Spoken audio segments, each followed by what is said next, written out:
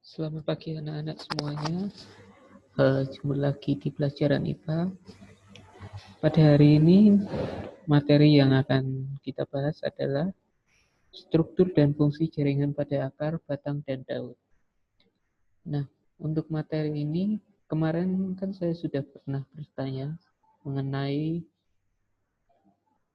apa hubungan antara materi ini dengan kerusakan hutan.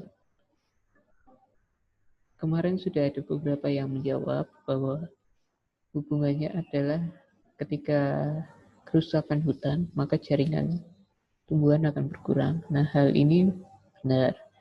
Jadi kita kan tahu bahwa struktur dan jaringan pada tumbuhan, yaitu akar, batang, dan daun, itu berfungsi untuk kehidupan manusia tepatnya, sehingga akan nantinya semakin banyak hutan yang berkurang, lahan hutan yang berkurang, maka nantinya akan semakin banyak juga bencana yang ada. Oke, kita langsung masuk ke materinya. Yang pertama adalah struktur dan fungsi jaringan pada akar. Kemarin kan kita sudah belajar mengenai 4 jaringan dewasa ya, dan 2 jaringan meristem. 4 jaringan dewasa itu ada jaringan pelindung, jaringan dasar, jaringan penyokong, dan jaringan angkut. Sedangkan jaringan meristem itu ada meristem sekunder dan meristem primer.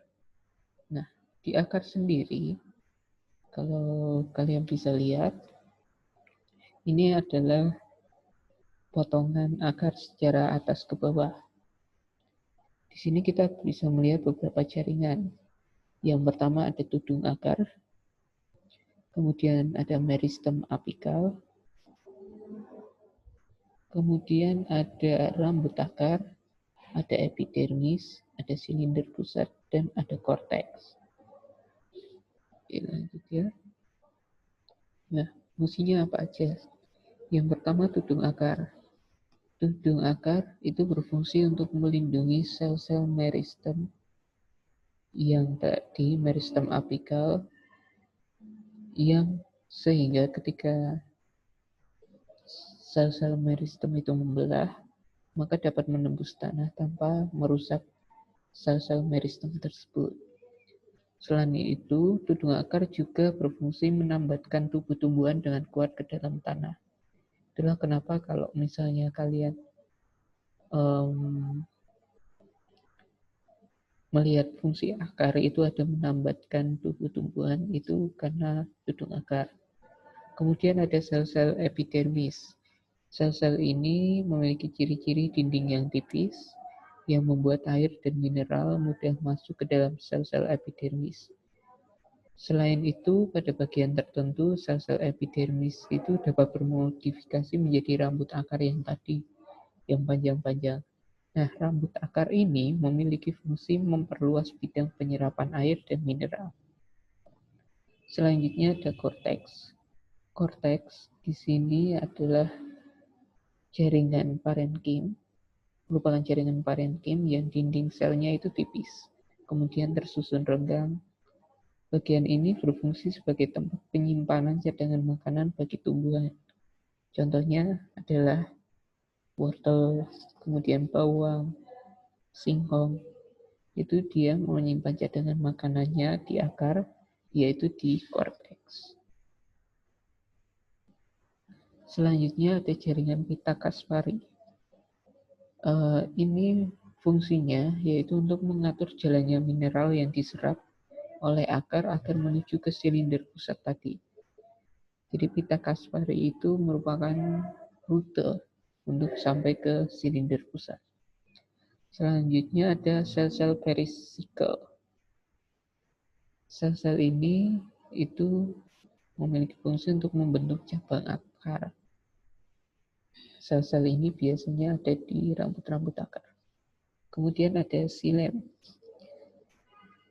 Silem itu adalah jaringan angkut, yang merupakan jaringan angkut yang memiliki fungsi untuk mengangkut air dan mineral mineral dari tanah menuju batang, bahkan hingga ke daun untuk proses fotosintesis.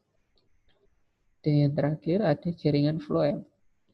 Jaringan floem ini berfungsi untuk mengangkut hasil fotosintesis dari daun ke seluruh tubuh tumbuhan. Jadi dari daun terjadi proses fotosintesis, itu akan diangkut oleh floem menuju ke seluruh tubuh tumbuhan. Nah, ini adalah gambar penampang melintang akar tumbuhan dikotil dan tumbuhan monokotil.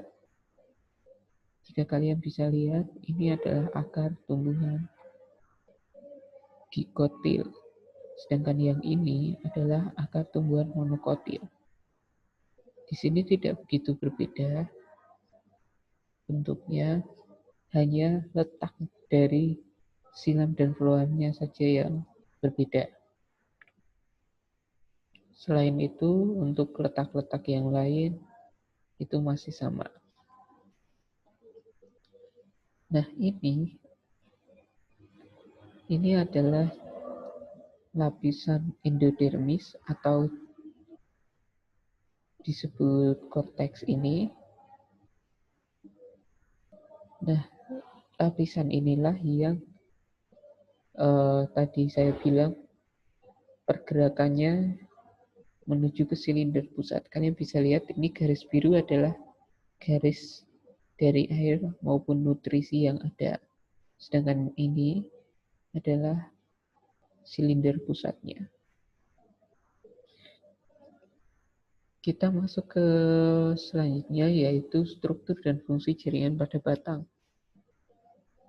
Untuk struktur dan fungsinya sendiri tidak berbeda jauh dari akar. Yang membedakan adalah pada batang itu terdapat namanya empulur. Nah, kalian bisa lihat di sini, yang A ini, sebelah kiri ini adalah penampang melintang batang dikotil, dan ini adalah penampang melintang batang monokotil. Kalian bisa melihat perbedaannya, di mana batang dikotil itu lebih rapi dibandingkan dengan batang monokotil yang tersusun secara menyebar. Perbedaannya adalah di sini. Di batang dikotil itu terdapat kambium. Nah, kambium ini yang nantinya ketika semakin lama maka akan menghasilkan lingkaran tahun. Kemarin sudah kita bahas soal lingkaran tahun. Jadi ini adalah kambium yang membuat lingkaran tahun yang menentukan umur dari pohon tersebut. Nah, sedangkan untuk batang monokotil, pembulunya itu terpisah-pisah seperti ini. Ini adalah berkas-berkas pengangkut silam dan floemnya yang tidak beraturan. Nah, kalau tadi di korteks adalah tempat cadangan makanan pada akar, sedangkan di sini untuk tempat cadangan pada batang itu ada di empulur ini. Sehingga nanti ketika tanaman itu sudah menghasilkan suatu makanan, dia akan menyimpannya di batang, tepatnya di empulur. Contohnya adalah di batang tebu.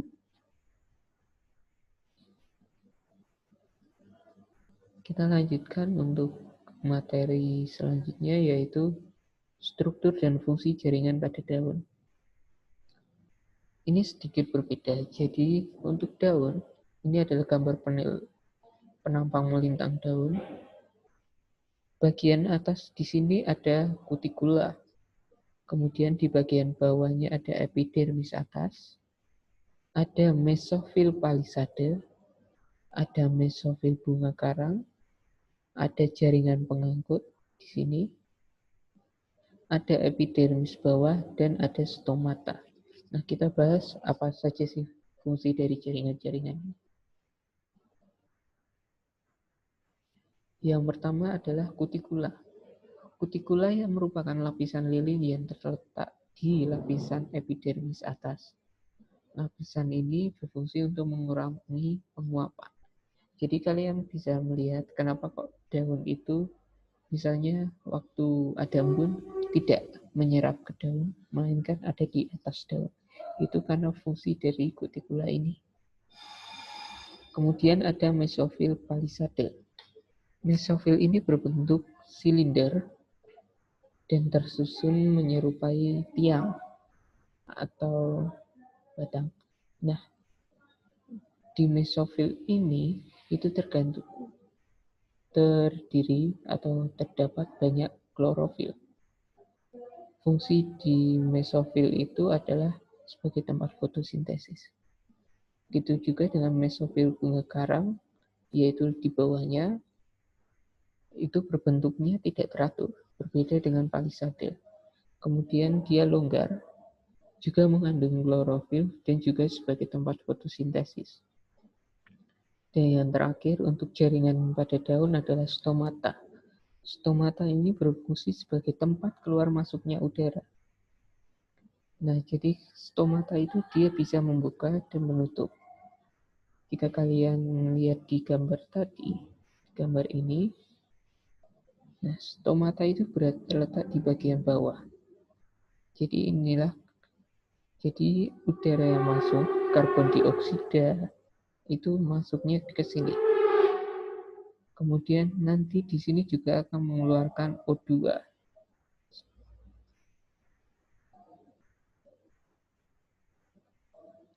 Oke, demikian untuk materi hari ini. Mungkin jika ada pertanyaan bisa ditanyakan di grup.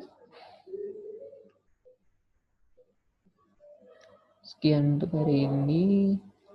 Kita akan melanjutkan materi selanjutnya nanti di pertemuan selanjutnya, yaitu mengenai teknologi yang terinspirasi dari jaringan tumbuhan. Terima kasih sudah